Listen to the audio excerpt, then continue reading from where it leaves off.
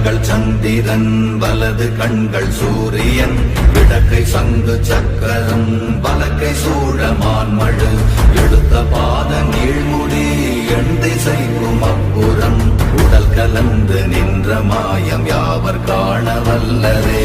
ஓம் நமச்சிவாய.